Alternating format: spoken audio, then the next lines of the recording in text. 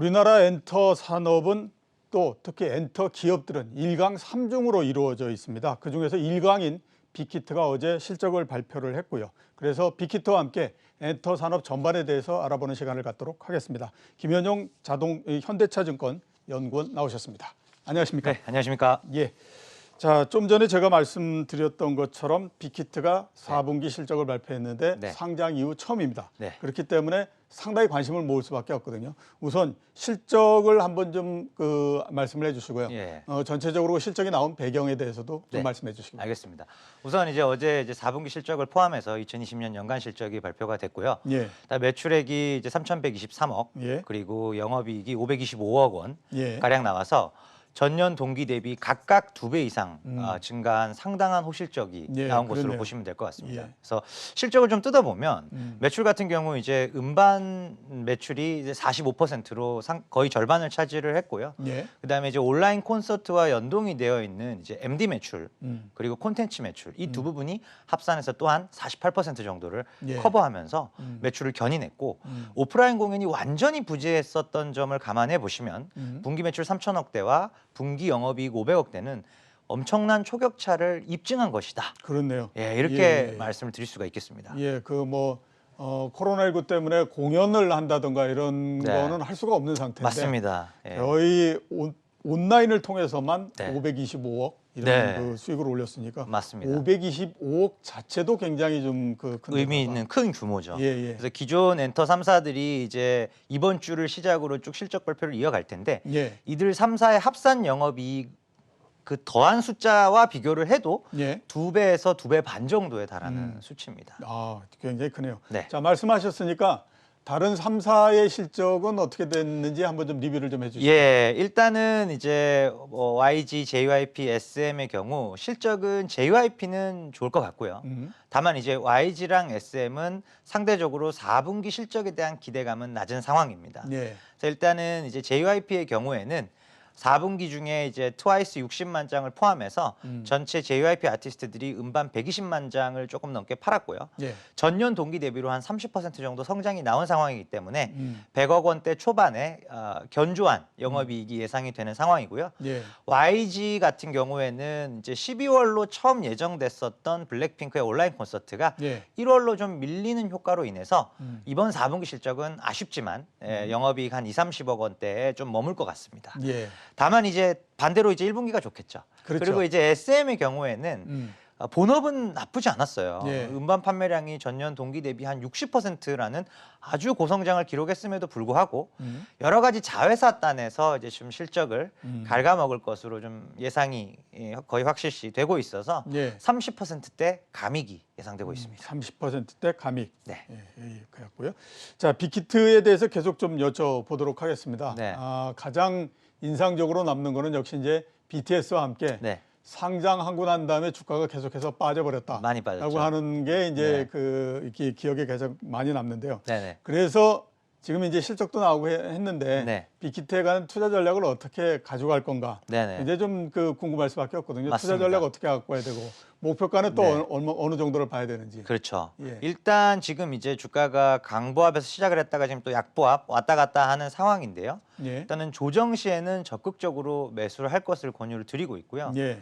목표가는 지금 28만 5천 원을 제시 드리고 있습니다. 예. 그래서 이 목표가는 일단은 예상되는 EPS 주당 순이익에서 50배 정도의 PER 멀티플을 적용을 한 것이고요. 예. 이 부분을 적용할 수 있었던 이유는 밸류에이션의 근거는 이번 실적에서 사실은 드러났어요. 빅히트가 이제는 단순 연예기획사가 아니다.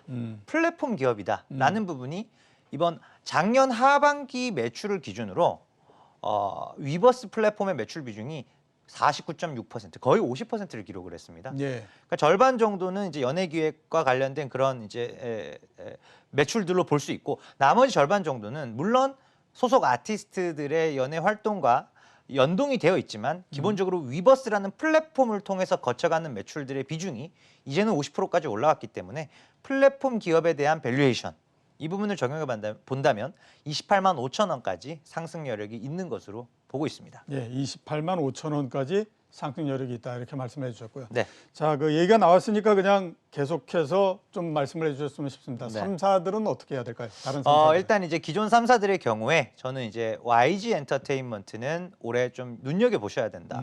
왜 이런 말씀 드리냐면 기존 3사 중에서 뭐 빅히트를 포함한 전체 4사 중에서도 예. YG 엔터테인먼트는 빅뱅의 입대 이후에 실적 자체가 거의 나오지 않아서 연간 영업이익이 100억을 크게 하회를 하면서 밸류에이션이 항상 말도 안 되게 비싸 보였던 종목입니다. 항상 예. 실제로 밸류에이션이 비쌌어요.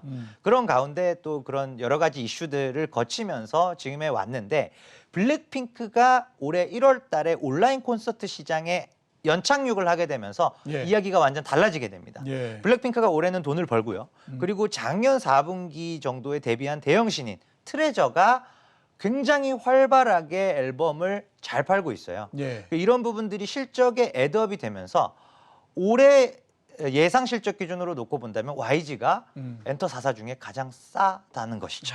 예. 그렇기 YG 가. 때문에 YG 예. 엔터를 제가 추천을 드리고 있습니다. 예, 알겠습니다. 그 IT 기업하고 손잡고 네. 엔터 회사들이 레벨업 됐다. 네. 이런 얘기들 굉장히 많이 하고 있거든요. 네네. 어떤 것들이 있고 네. 이런 그 추세는 앞으로 계속될 가능성이 높은데 예. 그러면 계속해서 엔터 주식들에다가 상당히 긍정적인 영향을 줄지 네네. 말씀을 좀 해주시겠습니다. 우선은 이제 빅테크들이 엔터 산업에 속된 말로 눈독을 들이고 있습니다. 예. 왜냐하면 K-팝이라는 것 자체가 하나의 글로벌 브랜드, 글로벌 예. 인지도, 음. 글로벌하게 먹히는 판매할 수 있는 아이템이 됐거든요. 예. 시장 파이가 커지면 당연히 대기업들이 수직 계열화, 내재화를 하려고 하는 움직임들이고요. 지금 반대로 엔터사 단에서 본다면 빅히트가 네이버와 손을 잡은 부분이 가장 상징적인 의미가 될 수 있습니다. 예. 그래서 지금 네이버의 브이라이브 플랫폼과 빅히트의 위버스 플랫폼이 빠르면 1년 안에 연내에 예. 하나의 플랫폼으로 통합하기로 이제 얘기가 됐죠. JV 형태의 딜을 발표를 했고요. 이 부분이 가장 이제 어떻게 보면은 독보적인 딜이라고 보실 수가 있고 엔터사 입장에서도 사실 빅히트 정도의 경쟁력을 갖춘 플레이어들은 네이버와의 협상에서도 JV 지분을 51%로 가져왔어요. 빅히트가. 예. 네이버가 49%입니다. 그렇게 이제 협상 우위를 점할 수 있었던 반면에 또 다른 쪽에서 본다면은 뭐 NC소프트가 K-팝 플랫폼을 독자적으로 론칭을 한다던가 그래서 엔터 업계와 게임 업계와 예. 빅테크들의 경계가 경계. 이제는 모호해지는 거예요. 그냥 K-팝이라는 콘텐츠 카테고리를 가지고 누가 더 잘할 수 있는지를 이제 경쟁을 하게 되는 예. 그런 상황으로 보시면 될 것 같고 이 상황 자체는 K-팝 인더스트리가 커지는 데 있어서는 상당히 긍정적인 요소입니다. 그러면 엔터 회사들은 그 컨텐츠를 제공을 하는 거고 맞습니다. 나머지 이제 뭐 네이버도 그렇고 이런 예. 데는 그 컨텐츠를 실어서 그 전달해주는 플랫폼을 제공을 하는 것이죠. 플랫폼 제공해주고 예, 맞습니다. 이렇게 되기 때문에 네. 잘 되면 양쪽 다가 모두 다 크게 윈윈할 수 윈윈할 있는 구조입니다. 그런 게 된다 이렇게 이제 그 말씀을 해주셨고요. 자, 그 투자자들이 상반기 중에 네. 또 엔터 쪽에서 있을 수 있는 이슈에 대해서 상당히 네네. 궁금하거든요. 네, 특히 또 이제 그 엔터 관련 회사들은 네네. 과연 어떤 그 또 이 그 그룹이 뜨느냐 하는 거에 그렇죠. 따라서 예. 주가가 굉장히 많이 변화하는 형태를 보이기 때문에 예, 맞습니다. 일단 상반기 중에 네. 발생할 수 있는 이슈가 어떤 게 있는지 좀 말씀해 주세요. 우선은 이제 작년 4분기에 데뷔한 대형 신인 세 팀의 상반기 이제 컴백 성적 예. 이게 가장 중요할 것 같고요.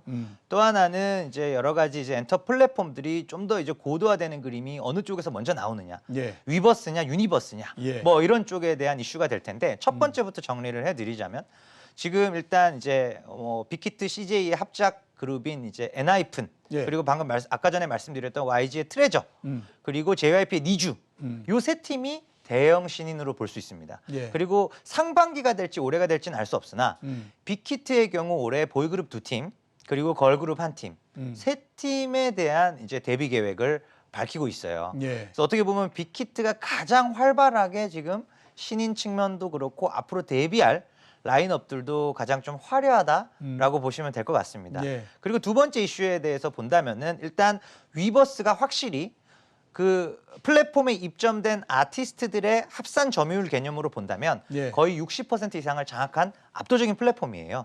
그래서 위버스가 확고한 승기를 잡고 가지만 유니버스, NC소프트의 유니버스도 우리가 무시하기는 힘든 게 예. CJ랑 카카오 계열의 아티스트들을 상당 부분 소속을 시켜놨고 예. 또 하나 게임 회사가 잘하는 과금 구조의 고도화라던가 그 안에서 자체적인 팬들 간의 랭킹 시스템을 이미 도입한 점 예. 이런 부분들은 상당히 색다른 다이내믹스를 만들어낼 수 있다는 점에서 위버스가 압도적 시장 1위가 맞지만 유니버스가 유일한 대항마가 될 수 있을지의 여부에 대해서는 예. 아직도 추적 관찰이 필요하다. 유심히 봐야 된다라는 것이죠. 예, 알겠습니다. 종목 하나를 좀 더 여쭤보도록 하겠습니다. 네. 한 달 전까지도 네. 스튜디오 드래곤이 굉장히 인기를 많이 모았었거든요. 네네. 지금은 조금 좀 소강 상태에 들어가 있는 것 네네. 같은데 스튜디오 들어가는 데에서는 어떻게 지금 보고 계십니까? 일단 스튜디오 드래곤은 이제 기본적으로 우리나라의 그 K 드라마라는 카테고리 안에서 압도적 1위를 차지하고 있는 기업이기 때문에 예. 밸류에이션 자체는 이제 높은 구간에 형성이 되어 있습니다. 다만 밸류에이션 상단을 최근에도 또 뚫었다가 다시 내려오는 모습들이 보여지고 있는데 예. 결국은 중국에 대한 가정, 이 중국에 대한 가정이 거의 컨빅션이 있는 수준이 아니라면 사실 상단을 돌파하기는 쉽지 않아 보인다. 예, 그래서 사실 이제 중국이란 나라에 대해서는 저희가 어떤 가정을 하기가 사실 좀 힘들거든요. 그렇죠. 그렇기 때문에 나오면 나오는 거고 그때 따라가도 늦지 않다라는 것이죠. 예, 그래서 하단과 상단을 잘 잡아서 저는 이제 PER 기준으로 본다면 30배 초반 정도가 하단이고요. 굉장히 강한 하방 지지를 하고 있고 예. 반대로 또 상단으로 본다면 한 PER 한 50배를 넘어가는 구간부터는 전반적인 좀 밸류 부담이 있는 구간이다. 이렇게 말씀을 드릴 수가 있겠습니다. 30배에서부터 50배 50배 사이에서 예. 계속 머물기 때문에 그렇죠. 50배 조금 넘어가는 구간도 뭐 이어지긴 하는데 예. 넘어가는 게 장기적으로 유지가 되진 않는 예. 상황입니다. 그러니까 50배 넘어가면 매도를 하고 그렇죠. 30배 밑으로 내려오면 매수를 충분히 하고 매수할 수 있는 구간이다. 예. 예. 이렇게 이제 대응을 해라라고 네. 말씀을 하셨고요. 네. 카카오 한번 여쭤보도록 하겠습니다. 네네. 카카오 엔터가 3월 말에 3월 예, 출범을 3월 했죠. 중에 출범을 하게 되죠. 네. 대충 보면 기업 가치가 7조 정도 될 거라고 지금 예상을 하고 있고 네네. 그러면 카카오 입장에서 봤을 때는 굉장히 아무튼 파워풀한 자회사 하나를 갖게 되는 맞습니다. 그런 형태가 될 걸로 보이는데 네. 이 카카오 엔터가 전체적으로 엔터 산업 그다음에 네. 또 카카오한테 어떤 영향을 줄 거라고 지금 보고 있습니까? 우선은 이제 카카오 페이지와 카카오 M이 이제 합병을 전격 결정을 했고요. 이 예. 부분은 여러 가지 해석이 가능하지만 카카오 M만 가지고는 이제 고 밸류에이션을 받기가 쉽지 않거든요. 예. 그래서 밸류에이션 멀티플을 높게 받을 수 있는 카카오 페이지랑 합병을 통해서 조금 더 투자자들 분들한테 메리트 있는 그런 이제 합병 법인이 탄생이 된 상황이고요.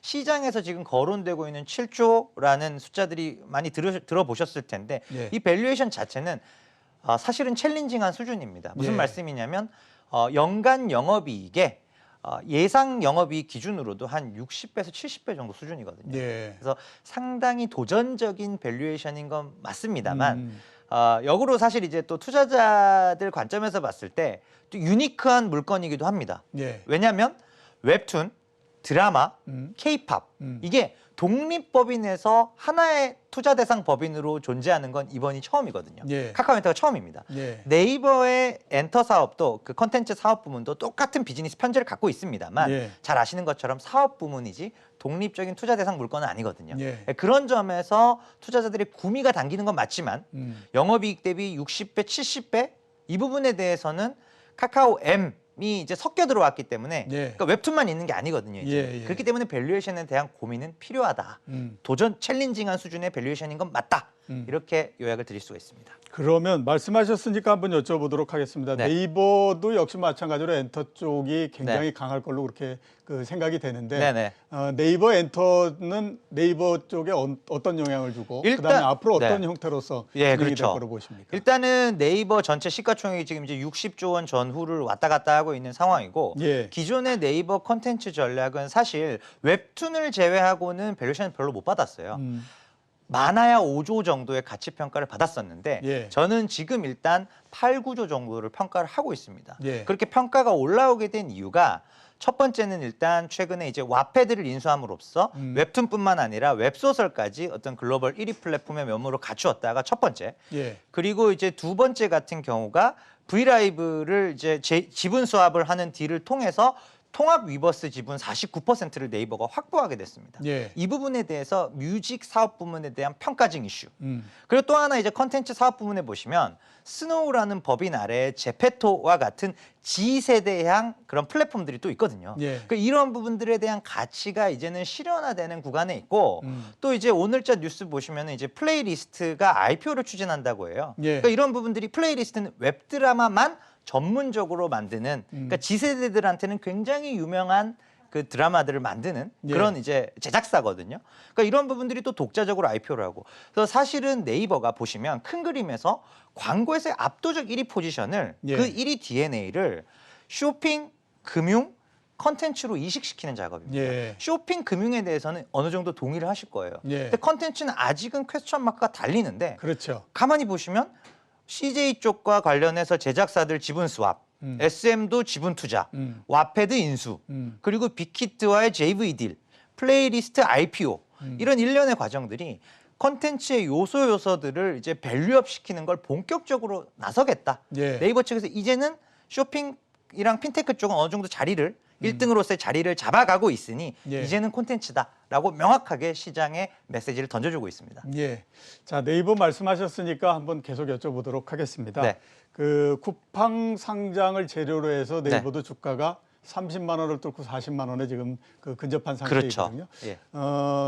네이버가 앞으로 어떻게 될 거로 보십니까? 이 쿠팡 재료로 계속해서 주가가 올라갈 걸로 보십니까? 아니면 네. 밸류에이션 부담 좀 전에 나온 거 보니까 거의 밸류에이션 그 PR이 네. 뭐 8, 90배 정도 되는 것 같은데 네네. 거기에 부딪혀서 주가가 좀 그 주춤해질지 어떻게 지금 판단하고 계십니까? 일단은 네이버나 카카오도 마찬가지지만 이런 기업들의 밸류에이션을 보실 때는 표면적으로 나타난 PER 전체 숫자를 보시면 조금 왜곡이 될 가능성이 있습니다. 예. 왜냐하면 현재 쇼핑, 핀테크나 콘텐츠 쪽은 돈을 못 벌지만 가치는 있지 않습니까? 예. 그래서 돈을 벌고 있는 광고 사업에 대해서는 멀티플 3, 40배를 주고 나머지 사업 가치들을 개별적으로 가치 평가를 해서 합산하는 밸류에이션 방식을 쓰고 있는데요. 예. 그런 관점에서 봤을 때는 쿠팡의 상장 이벤트는 네이버의 밸류를 지금보다도 더 부스트업 시키는 효과가 있을 것이다 라고 말씀드립니다. 왜냐하면 지금 쿠팡이 NYSE 뉴욕 증시에 상장하면서 거론되는 밸류에이션이 최소 300억 불입니다. 예. 우리 돈 34조 원인데요. 34조 원. 그 34조 원이라는 그 밸류에이션은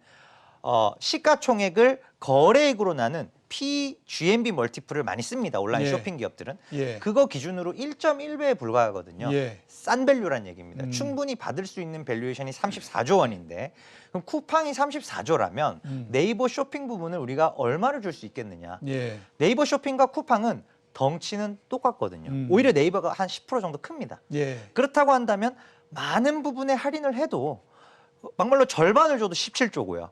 한 40% 할인을 해도 20조 초반 정도의 밸류를 우리가 네이버에 줄 수 있다는 것이죠. 예. 네이버 쇼핑 부문에만. 예. 기존의 많은 애널리스트들, 저 포함한 많은 애널리스트들이 저 같은 경우 네이버 쇼핑에 12조 밸류를 주고 있었어요. 작년까지는. 예. 지금 상황이 바뀌어서 이제 8, 9조를 더 줄 수 있는 상황이 됐기 때문에 그만큼의 주가 업사이드가 생긴 것이고 저는 지금 83조 원 정도를 네이버의 목표 시가총액으로 말씀드리고 있습니다. 예, 알겠습니다. 마지막 질문을 좀 드려야 될 것 같습니다. 우리가 엔터주 계속 얘기를 했으니까 네. 엔터주 탑픽을 좀 말씀해 주시죠. 우선 엔터주 탑픽은 빅히트고요. 빅히트. 세컨픽으로 YG. YG. 이렇게 말씀드리고 있고 지금 오프라인 공연 재개가 언제 될지 알 수 없는 상황이에요. 예. 그거에 대해서 제가 뭐 9월에 12월에 될 겁니다라고 확신할 수 없는 상황이기 때문에 그렇죠. 예, 예. 그게 없더라도 돈을 벌 수 있는 회사. 글로벌리 온라인 콘서트 저희 합니다 라고만 해도 기꺼이 3만 원에서 5만 원 사이를 지불하는 아티스트들을 보유한 회사. 예. 그게 사실 지금 냉정하게 현 시점에서는 BTS와 블랙핑크 뿐입니다. 그렇기 때문에 빅히트와 YG가 YG. 탑픽입니다. 예, 빅히트와 YG를 탑픽으로 꼽아주셨습니다. 네. 자, 오늘 출연해 주셔서 감사합니다. 예, 감사합니다. 지금까지 김현용 현대차증권 연구원이었습니다.